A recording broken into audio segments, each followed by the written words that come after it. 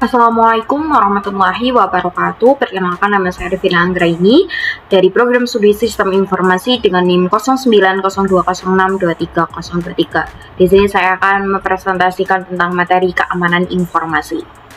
Dengan submateri yang pertama itu pentingnya keamanan informasi, yang kedua aspek keamanan informasi, yang ketiga ancaman keamanan informasi, dan yang terakhir regulasi dan standar keamanan informasi. Jadi apa sih keamanan informasi itu? Keamanan informasi adalah proses melindungi data dari akses yang tidak sah ataupun melindungi data dari perubahan atau penghancuran dari pihak eksternal. Contohnya menggunakan autentifikasi 2 faktor saat login ke akun medsos ataupun email. Lalu bisa di WhatsApp itu biasanya ada pesan enkripsi end-to-end. Nah, itu salah satu implementasi keamanan informasi. Kemudian mengapa sih keamanan informasi itu penting? Keamanan informasi itu sangat penting untuk melindungi data sensitif dari kebocoran dan serangan cyber, apalagi data pribadi diri kita sendiri. Dan meningkatnya ketergantungan pada teknologi, perlindungan data itu seharusnya menjadi prioritas utama untuk mencegah kerugian finansial dan hukum akibat pelanggaran data. Dan juga kalau di skala perusahaan, keamanan informasi itu berperan dalam menjaga kepercayaan pengguna dan reputasi organisasi ataupun perusahaan. Lalu ada aspek keamanan informasi itu ada 3 yang bisa dikenal dengan CI. Jadi CI itu confidentiality, integrity, availability. Confidentiality itu kerahasiaan, kemudian integrity itu integritas, dan yang terakhir availability itu ketersediaan. Jadi confidentiality apa itu? Jadi confidentiality itu data itu hanya dapat diakses oleh pihak berwenang. Contohnya menggunakan password untuk membatasi akses pribadi, membatasi akses dari jangkauan luar gitu. Lalu data tuh dienkripsi sebelum dikirimkan akan tidak bisa dibaca oleh pihak lain. Kemudian yang kedua itu integritas ataupun integrity. Jadi data itu harus tetap asli tanpa perubahan yang tidak sah. Jadi jaga data untuk data itu tetap asli. Contohnya ngelindungin file agar tidak diubah oleh hacker, menggunakan hashing untuk mendeteksi perubahan file. Kemudian yang terakhir ada availability ataupun ketersediaan. Jadi data itu harus tetap tersedia ketika dibutuhkan. Jadi dengan menggunakan sistem cadangan, lalu itu memastikan layanan itu tetap berjalan walaupun server utama itu pun rusak gitu. Jadi bisa dibuat untuk backup rutin dan gunain server cadangan atau failover. Lalu ancaman keamanan informasi itu ada 2, di internal maupun di eksternal. Kalau di internal itu dalam lingkup perusahaan itu biasanya ada karyawan yang memang nggak puas gitu. Lalu dia itu menyalahgunakan aksesnya untuk merusak data.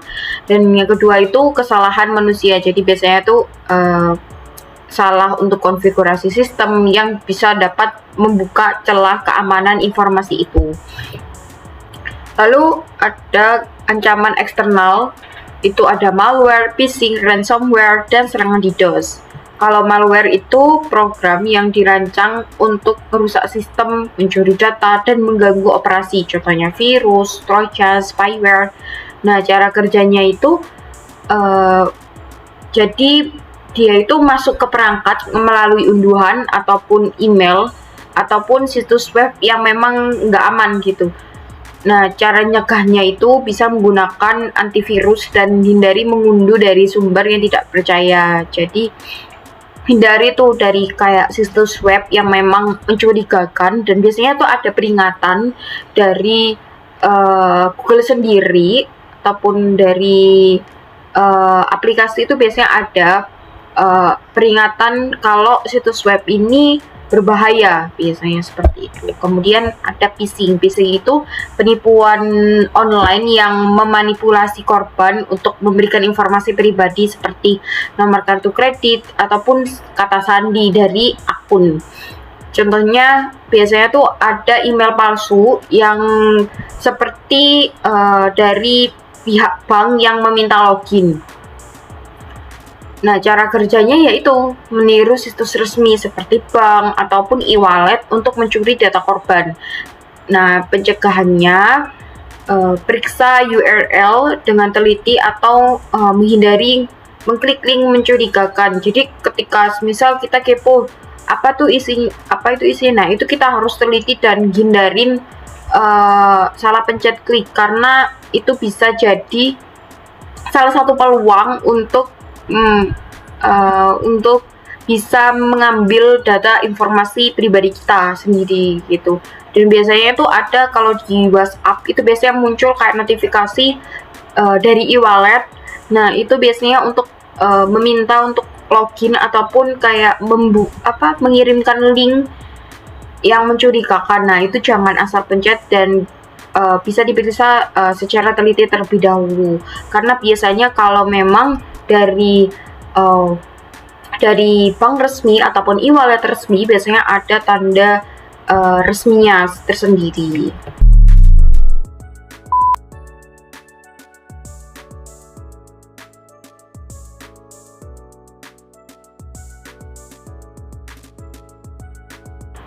Kemudian ada ransomware. Jadi ransomware itu jenis malware yang nge-enkripsi data korban dan biasanya tuh minta tebusan untuk pengembalian data pribadi.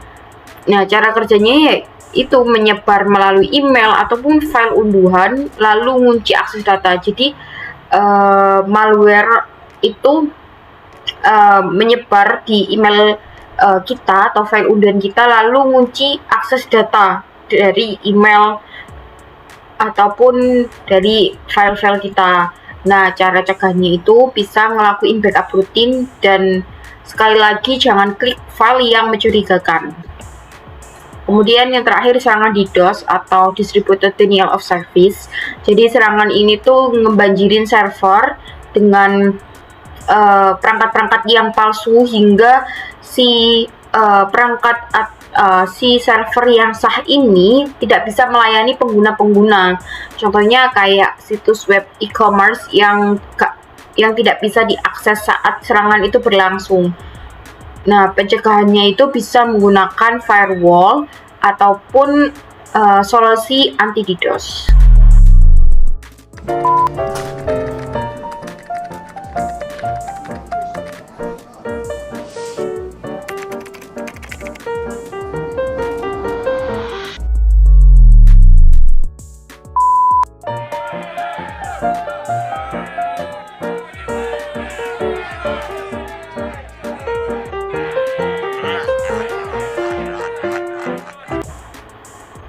Lalu ada regulasi dan standar keamanan informasi. Regulasi itu contohnya itu ada GDPR, General Data Protection Regulation. Ini tuh aturan di Uni Eropa untuk melindungi data-data pribadi. Kalau di Indonesia itu ada UU ITE, Undang-Undang Informasi dan Transaksi Elektronik.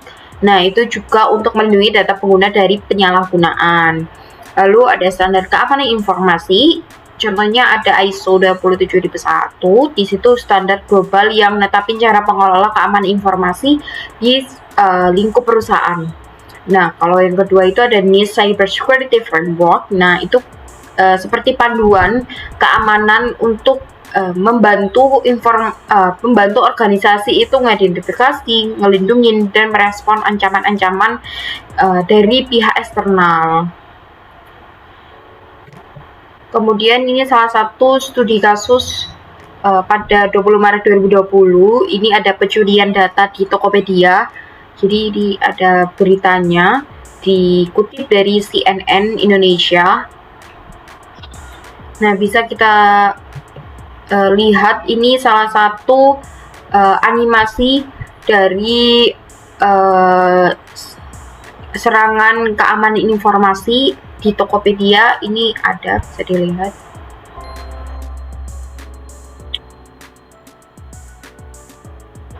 Halo, aku Tania. Tahukah kalian pentingnya menjaga keamanan password di era digital? Pada tahun 2020 yang lalu, ramai diberitakannya kasus penjualan data dari website e-commerce terkenal di Indonesia. Data tersebut dibocorkan dan dijual di dark web melalui forum hacker. Lalu, terdapat kasus serupa yang dialami oleh platform cashback rewards asal negara lain. Oleh karena itu, menjaga password itu penting. Sehubungan dengan kasus-kasus tersebut, sama halnya dengan password di akun SIM dan learning kalian. Contohnya ketika kalian diberikan akun di Vault, namun tidak segera diganti passwordnya, bisa saja dimanfaatkan oleh orang lain dengan tujuan tertentu. Dan yang lebih parah lagi, bisa saja ujian kalian disalahgunakan.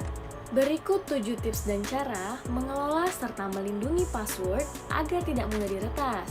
Yang pertama, jangan gunakan data pribadi kalian seperti nama, alamat, tanggal lahir, dan nomor telepon. Kedua, jangan gunakan kata-kata populer. Ketiga, buatlah password minimal 8 digit. Keempat, agar password tidak mudah ditebak, kalian dapat mengkombinasikan beberapa kata.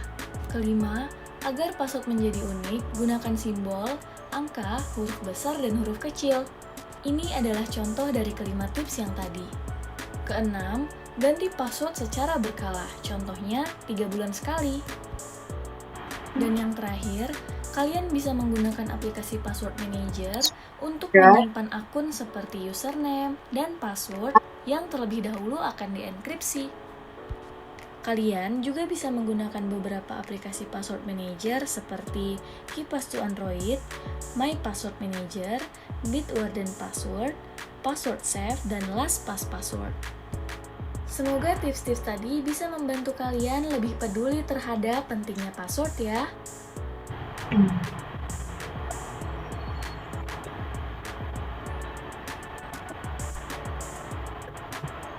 Nah, itu adalah salah satu contoh animasi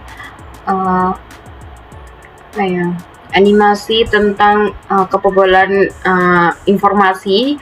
Nah, itu salah satunya itu yang disebutkan itu secara tidak langsung itu Tokopedia.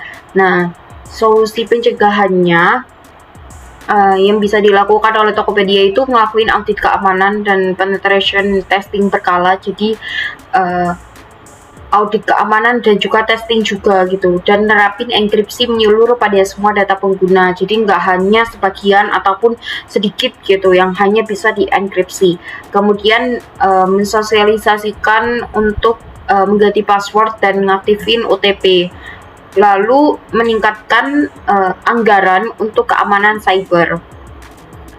Kalau solusi pencegahan untuk pengguna biasanya tuh ganti password akun, dan passwordnya itu minimal 8, kemudian beri keunikan gitu pada password sehingga pihak-pihak eksternal tidak bisa dengan mudah mengaksesnya. Dan aktifkan verifikasi 2 langkah, biasanya tuh ada di aplikasi-aplikasi itu supaya keamanan informasi data pribadi kita itu bisa aman gitu.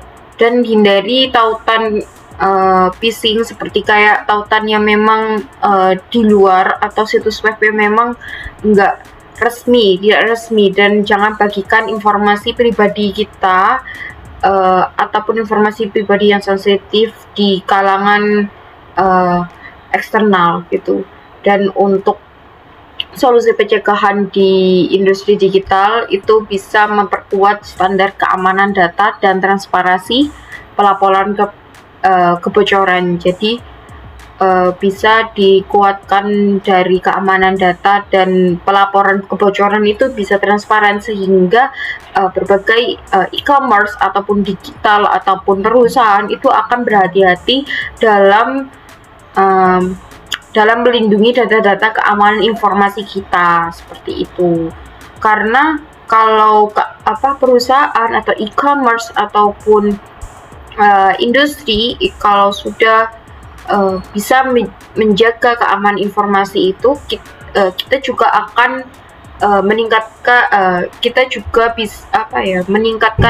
keamanan informasi itu. Seperti itu. Sekian dari saya. Wassalamualaikum warahmatullahi wabarakatuh.